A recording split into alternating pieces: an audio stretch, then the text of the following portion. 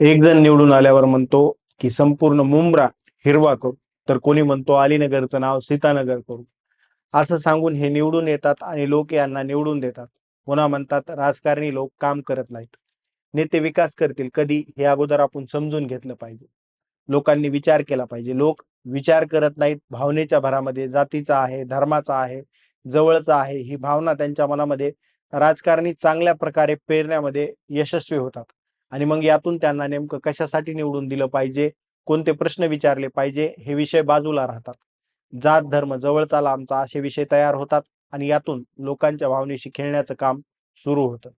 लोक जाती धर्माच्या नावाखाली निवडून देतात. त्यामुळे बेरोजगारी, स्थानिक प्रश्न, शिक्षण या प्रश्नांसारख्या महत्वाच्या मुद्द्यांना बगल दिली जाते.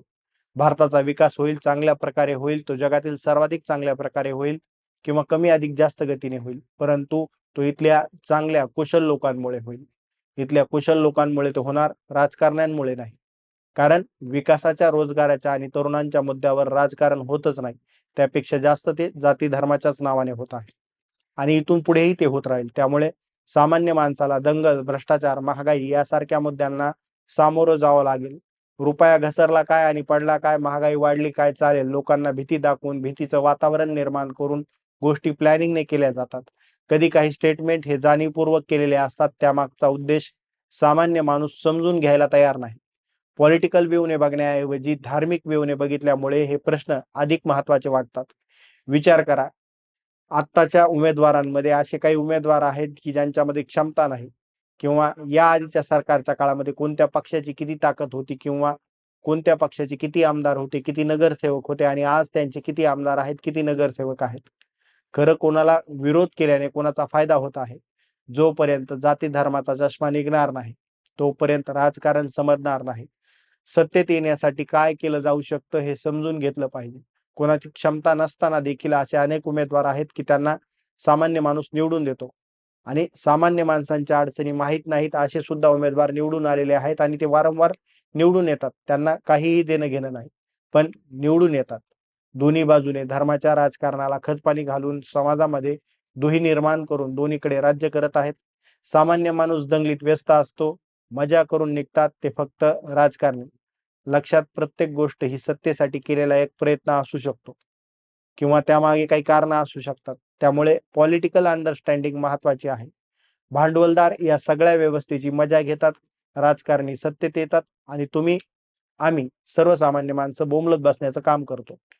राजकारण्यांना धर्म जात काही नसतं. हे सगळं जे काही असतं ते सत्तेसाठी असतं हे समजून घेणं महत्वाचं आहे. हे कोणाला पटेल किंवा कोणाला पटणार नाही हा ज्याचा त्याचा प्रश्न आहे, ज्याचा त्याचा विषय आहे. श्रीमंत झालेले लोक भारत सोडून लंडन, अमेरिका, युरोप यासारख्या ठिकाणी राहायला जात आहेत. चांगल्या लोकांच्या पाठीमागे आज कोणी उभं राहायला तयार नाही. राजकारण गुंडांसाठी, 2 नंबर वाल्यांसाठीचा अड्डा करून ठेवला आहे. इथं पैशावाल्यांशिवाय सर्वसामान्य माणूस आज निवडून येत नाही.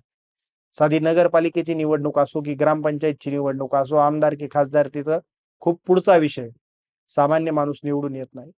सामान्य माणसाच्या पाठीमागे उभं राहणं काळाची गरज आहे. तेही जाती धर्माच्या पलीकडे जाऊन चांगल्या विजनचा, शहराचा, राज्याचा आणि देशाचा विकास करणाऱ्या, तरुणांचे प्रश्न समजून घेणाऱ्या माणसाच्या पाठीशी तेवढ्याच ताकदीने उभं राहणं गरजेचं आहे. आणि जोपर्यंत ही अंडरस्टँडिंग येणार नाही तोपर्यंत असेच उमेदवार निवडून येत राहतील.